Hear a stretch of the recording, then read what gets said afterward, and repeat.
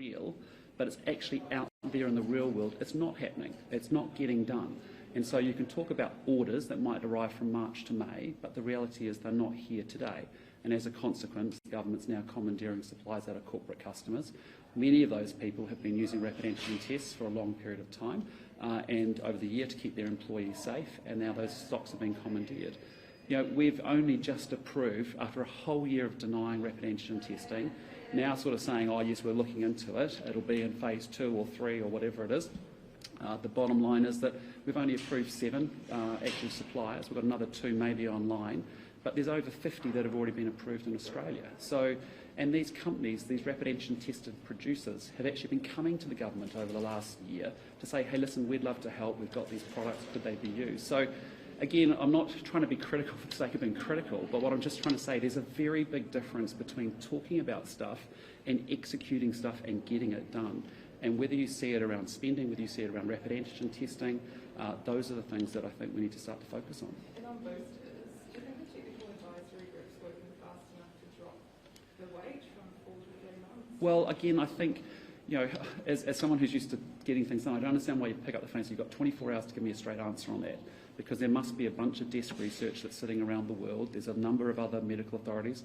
We live in a world of 195 countries, 7.8 billion other people, and there's good practice and learning that's happened in lots of other places. So, you know, we should be able to find an answer very quickly for that as to what's the right number, and we should be very guided by the public health advice as a consequence. Do you think it's a supply and resource issue that is preventing them now from going to 4 to 3 months? I don't know, to be honest, Joe. I don't understand and I don't see the advice that they would see about what's going on there. But it seems very straightforward. Either academically and in an expert sense, you either know that 4 months is better, 4 months is better than 3, or 3 is better than 4. That's the key answer you get, and then you'd worry about where the supply comes very quickly. So I don't know what's holding it up, but you know, I would have thought I would have given someone a day to give me that answer. You know. How frustrating for you was it over the summer that the 2 stories that you ended up responding to were because of ill judgment by one of your MPs? Yeah, well, look, I think it's been pretty silly and unwise, those actions, and what I'd say to you is that, you know, I want all my MPs focused on their portfolios and on the things that matter most to New Zealanders. I've made that pretty crystal clear in my expectations with them, and that's what I expect going forward. So have you spoken to Hareti today? I haven't spoken to Hareti today, but Nicola Willis has. How many more chances does she get? Because that's 2. I've been pretty crystal clear about expectations. What I'd say to you, though, is that people actually aren't that interested in the story. They're much more interested in inflation, and they're much more interested in rapid antigen tests. It makes it difficult for you as a new leader to, famously turn the page when you are constantly bogged down by this sort of stuff. I mean, at what point do you say to PG, either sort it out or there's the door? Those conversations will stay private, but I can just say to you it's pretty silly and unwise, and I really want all the MPs focused on their portfolios and what matters most to New Zealanders. Can you give us a sense of what the conversation between Hareti and Nicola Willis was? No, that's a private conversation between Nicola and Hareti. But is it basically she's on thin ice, one more gap? But the expectations are crystal clear to all of our caucus about the standards we expect, and as I said, I can tell you people are much more fixated and interested in New Zealand at the moment around inflation and why they're going backwards, with the cost of living going twice as fast as their wages, and certainly with respect to rapid antigen tests and other things as well. Is it time that she resigns? Okay, any other questions? Yes, Sorry, Barry. on the TVNZ opinion poll coming out tonight, are you confident? Well, we'll have to wait and see. Well, I'm sure you've already seen. But what I'd say to you is that, you know, as you saw me say last year, you know, we're off to a positive and encouraging start, but most importantly I'd say to you is that we've got a lot of work to do, and you know, our job is to make sure that that team is firing, people are focused on what they need to do, and opposing the government, as hopefully you've seen in a constructive way around rapid antigen tests, you know, about what they need to be doing, but equally also proposing ideas through the course of the year, and that's what I'm expecting from our MPs as we go forward. You've got the caucus retreat coming up in a couple of days. What is the work that you've been doing over the summer, and what is the message that is going to go to the caucus on Monday? Yeah, look, I mean, it's a 2 days caucus, and really it's a chance for us to say how we're going to work together. It's the what and why we're doing it, of our agenda, but also how we're going to be doing it. And again, it's a chance to lay out expectations very clearly about what I expect delivery from each and every MP, what are the key deliverables I'm expecting from them by their portfolios, how I expect them to be out there in the real world engaging with stakeholders and broader industry and voters and people, and actually finding out what their needs are. So we'll talk a lot about, what does it take for us to get from where we sit today to where we need to be in 2023. We'll talk a little bit about the plan quarter by quarter as to how we might do that.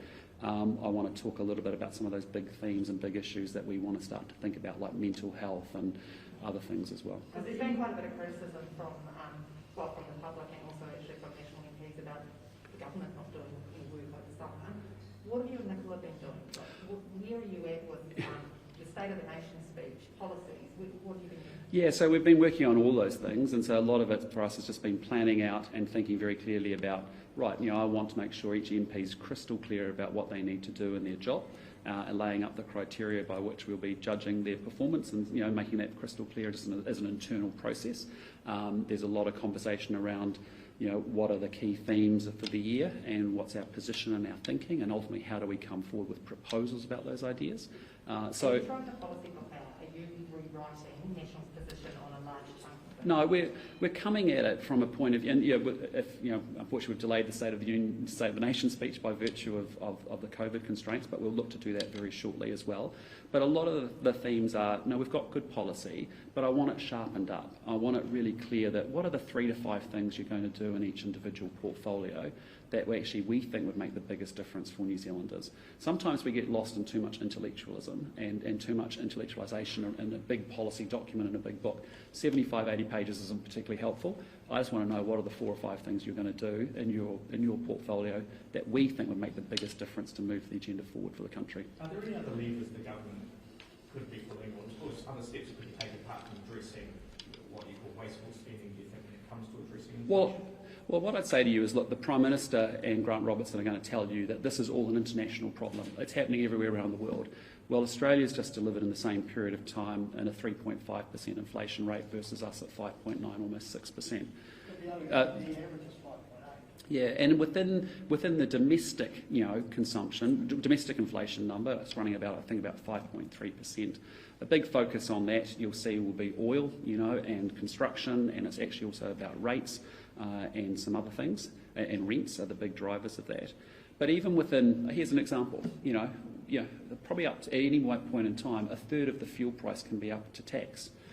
And we've got a regional fuel tax in Auckland that's raised $500 million and actually has only spent just less than half of that in actual projects, on transport projects within Auckland.